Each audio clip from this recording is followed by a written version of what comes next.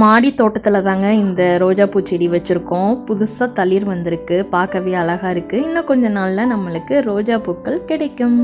மாடி தோட்டத்தில் அத்தி செடி வச்சுருக்கோங்க. அத்தி செடியில் நிறைய காய் விட்டுருக்கு. இது எப்போ பழமாகும்னு தெரியல. கத்திரிக்காவை பாருங்கள், செம்ம சூப்பராக இருக்குது. எனக்கு டெய்லியுமே கத்திரிக்காய் கிடச்சிக்கிட்டே இருக்குது. இது தாங்க ஒரு சின்ன க்ரோ பேக்கில் தானாக முளைச்ச தண்டுக்கீரை. எவ்வளோ சூப்பராக ஹெல்த்தியாக இருக்குது பாருங்கள். இது பாவக்காய் நிறைய அறுவடை கொடுத்துருச்சு. இந்த பாவக்காவை பாருங்கள், செம்ம சூப்பராக இருக்குது. ஒரே ஒரு செடியில் எவ்வளோ மிளகா காய்ச்சிருக்குன்னு பாருங்கள். இதை பார்க்கவே ரொம்ப சந்தோஷமாக இருக்குது.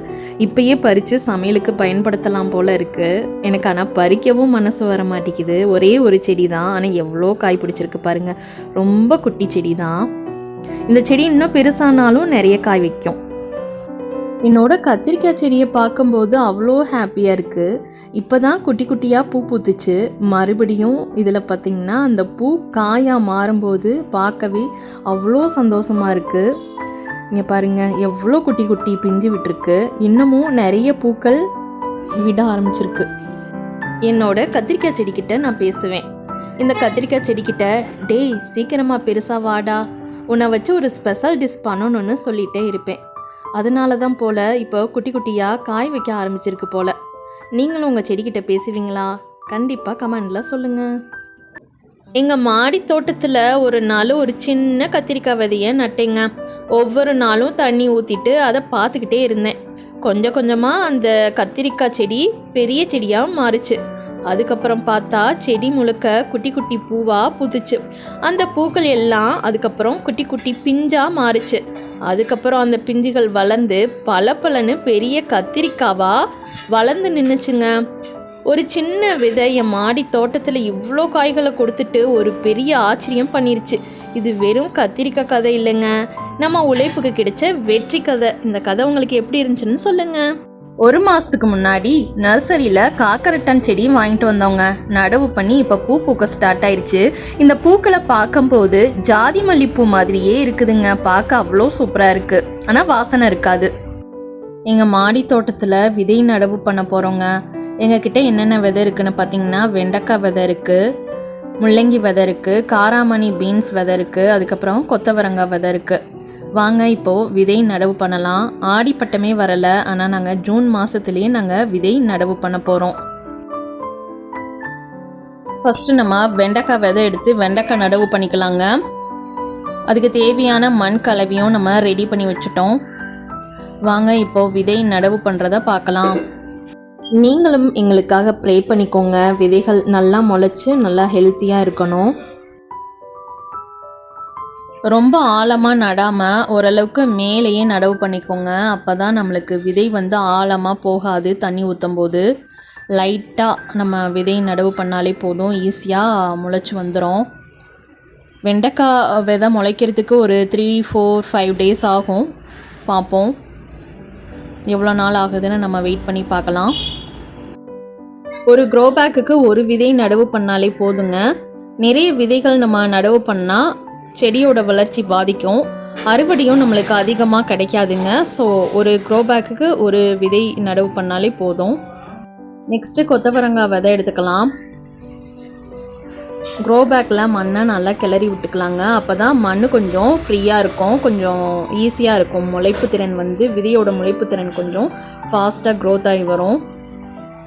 இது கொஞ்சம் பெரிய க்ரோ பேக்கு தாங்க, அதனால் ஒரு 4-5 விதைகளை நடவு பண்ணிக்கலாம். எந்த விதை நல்ல வளர்ப்பு திறன் அதிகமாக இருக்கும் அந்த விதையை மட்டும் வச்சுட்டு மற்ற செடியை நம்ம கட் பண்ணி விட்டுக்கலாம். இது க்ரோ பேக் கொஞ்சம் பெருசுனால ஒரு 3 செடி கூட நம்ம அலோவ் பண்ணலாம். அட்லீஸ்ட் ஒரு 2 செடி அலோவ் பண்ணலாங்க. இந்த க்ரோ பேக்லேயும் நம்ம கொத்தவரங்காய் விதையை எடுத்து நடவு பண்ணிக்கிறோம். இதுலேயும் ஒரு 4-5 விதைகளை நம்ம நடவு பண்ணிக்கலாம். விதை முளைப்பு திறன் எந்த செடிக்கு நல்லா இருக்கோ அந்த செடியை விட்டுட்டு மற்ற எல்லா செடியும் நம்ம கட் பண்ணி விட்டுக்கலாங்க. எல்லா க்ரோ பேக்லேயுமே விதை நடவு பண்ணியாச்சுங்க. நெக்ஸ்ட்டு முக்கியமாக தண்ணி ஊற்றணும். வாங்க தண்ணி ஊற்றலாம். முக்கியமாக பார்த்திங்கன்னா தண்ணியை தெளித்து தான் விடணும்.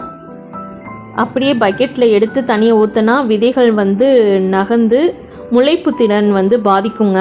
கண்டிப்பாக தெளித்து தான் விடணும். முளைக்கிற வரைக்கும் தெளித்து விட்டால் போதும். இந்த மாதிரி பொறுமையாக தான் தெளித்து விடணும். ஒரு 3-4 டேஸில் வந்து நம்ம விதைகள் எல்லாமே முளைக்க ஆரம்பிச்சிடும். அப்போ உங்களுக்கு கண்டிப்பாக உங்களுக்கு என்னோடய செடியை காட்டுறேன். இதுதாங்க எங்கள் அழகான மாடி தோட்டம். எங்கள் மாடி தோட்டம் எப்படி இருக்குன்னு கண்டிப்பாக கமெண்டில் சொல்லுங்கள். வெண்டைக்காய் செடிக்கு தண்ணி ஊற்றியாச்சுங்க. நெக்ஸ்ட்டு கொத்தவரங்காய் விதை போட்டதுக்கு தண்ணி ஊற்றிக்கலாம். இந்த மாதிரி மெதுவாக தெளித்து விட்டுக்கலாங்க. எங்களோட பருப்பு கீரை செம்ம சூப்பராக க்யூட்டாக இருக்குது. நாளைக்கு தாங்க அறுவடை பண்ணணும். வாரத்துக்கு ஒரு முறை கண்டிப்பாக உணவுகளில் கீரையை சேர்த்துக்கணுங்க. அப்போ தான் நம்ம ஹெல்த்துக்கு ரொம்ப நல்லது. இது தாங்க எங்கள் வீட்டு குட்டி மல்லிகைப்பூ செடி. பூக்கள் அழகாக பூத்துருக்கு. இது இப்போ தான் நடவு பண்ணியிருக்கோம். இன்னும் கொஞ்சம் நாளில் இந்த செடி நல்லா பெருசாகிருங்க. நிறைய பூக்கள் நம்மளுக்கு கிடைக்கும். அப்போ தான் இந்த குட்டி செடியிலேயே செம்ம பூ பூத்துருக்கு. கண்டிப்பாக நிறைய பூக்கள் அடுத்தடுத்த வீடியோக்கெல்லாம் நம்ம பார்க்கலாம். சூப்பரான தேங்காய் புலாவ் வந்து செஞ்சுருக்கோம். சூப்பராக இருக்குங்க. டேஸ்ட்டு செம்ம சூப்பராக இருக்குது. இதுக்கு காம்பினேஷன் என்னன்னு பார்க்கலாமா? வாங்க இதுக்கு என்ன காம்பினேஷன் நம்ம செஞ்சுருக்கோன்னு பார்க்கலாம். சூப்பரான முட்டை கிரேவி தாங்க இதுக்கு காம்பினேஷன். சூப்பராக இருக்கும்.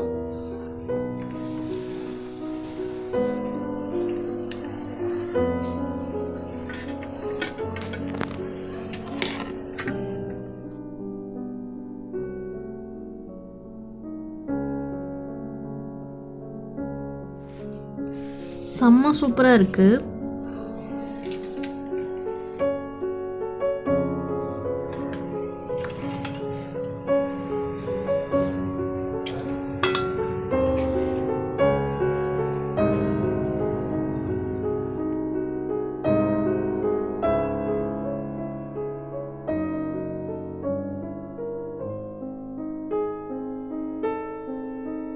சூப்பராக இருக்கு.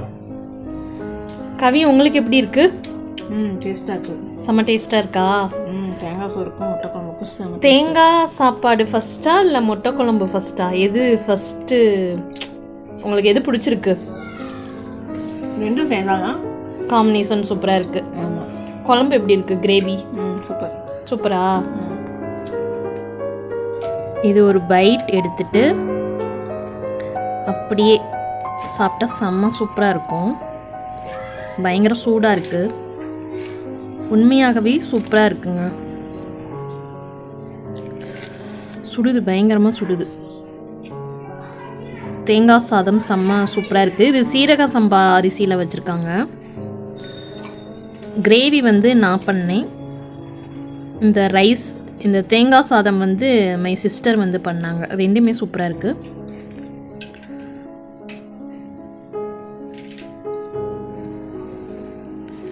சாப்பிட்டு பார்க்கலாம். செம்ம டேஸ்ட்டாக இருக்குது.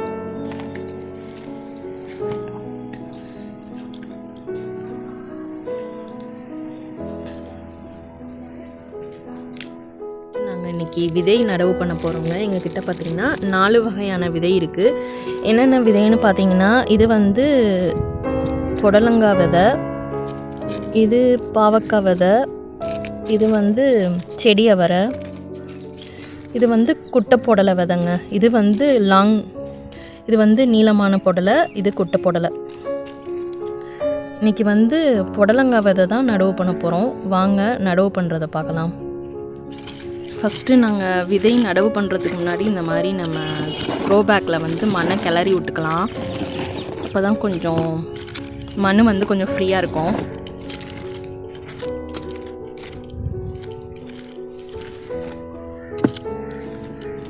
மண் பார்த்திங்களா, நல்லா பிளாக் கலரில் சூப்பராக இருக்குது.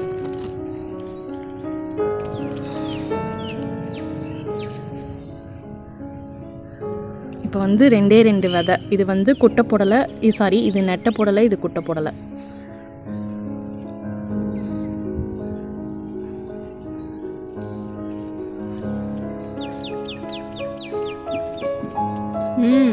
இங்கேயே நடு. அப்படி நடக்கூடாது, இங்கே நட்டாலும் போதும்.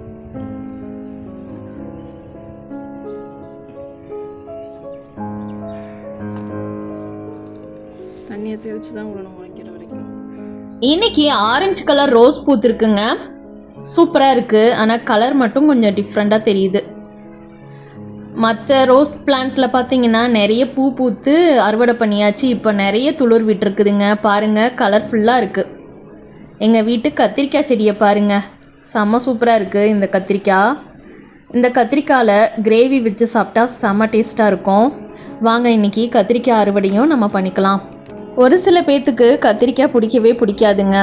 ஆனால் எங்கள் வீட்டில் வளர்க்குற கத்திரிக்காய் எனக்கு ரொம்ப பிடிக்கும். ஏன்னா ஆர்கானிக் கத்திரிக்காயில், அதனாலேயே பிடிக்குங்க.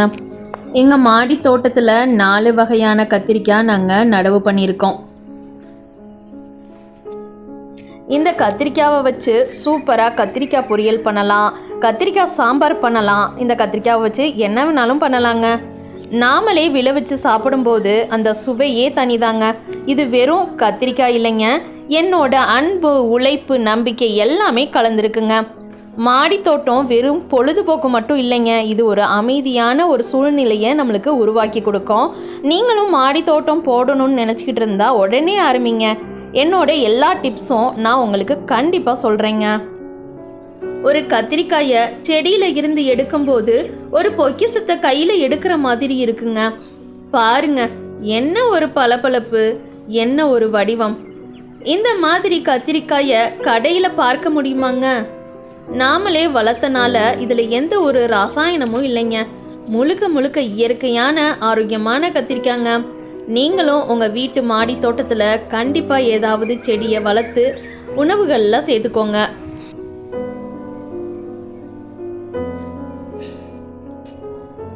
இந்த மிளகாய் செடியை பாருங்க, எவ்வளவு அழகா ஆரோக்கியமாக வளர்த்துருக்கோம்னு. இதில் தொங்குற ஒவ்வொரு மிளகாயும் என் உழைப்புக்கு கிடைச்ச பலனுங்க. பூச்சிகள் வராமல் பார்த்துக்கிட்டது, சரியான நேரத்தில் உரம் போட்டது, தண்ணி ஊற்றுனதுன்னு ரொம்ப கவனமாகவே வளர்த்துருக்கோங்க. அதனுடைய ரிசல்ட்டு தாங்க இந்த ஃப்ரெஷ்ஷான மிளகாய்கள். எங்கள் மாடி தோட்டத்தில் குண்டு கத்திரிக்காய் இருக்குதுங்க.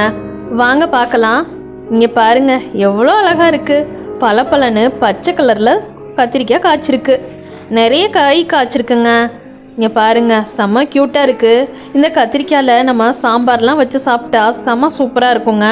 இந்த கத்திரிக்காவை எங்கள் மாடி தோட்டத்தில் ஃபஸ்ட் டைம் நாங்கள் நடவு பண்ணி அறுவடை பண்ண போகிறோங்க. நிறைய காய் பிடிச்சிருக்கு, பூக்களுமே நிறைய பிடிச்சிருக்குங்க. பார்க்கவே ரொம்ப அழகாக இருக்குது. இந்த கத்திரிக்காவை பார்க்கும்போது எப்போ அறுவடை பண்ணி நம்ம சமைச்சு சாப்பிடுவோம்னு தோணுதுங்க. அந்தளவுக்கு இந்த கத்திரிக்காயோட அழகு மெய் மறக்க செய்யுதுங்க. செம்ம க்யூட்டாக நல்ல பச்சை கலரில் இருக்குதுங்க. அதனால் கட்டி விட்ருக்காங்க. சூப்பராக இருக்குங்க. இங்கே பாருங்கள், இங்கே 2 சீத்தாப்பழம் இருக்குது, அப்புறம் இங்கே ஒன்று இருக்குது. அழகாக இருக்குது. எல்லாமே கட்டி விட்ருக்காங்க.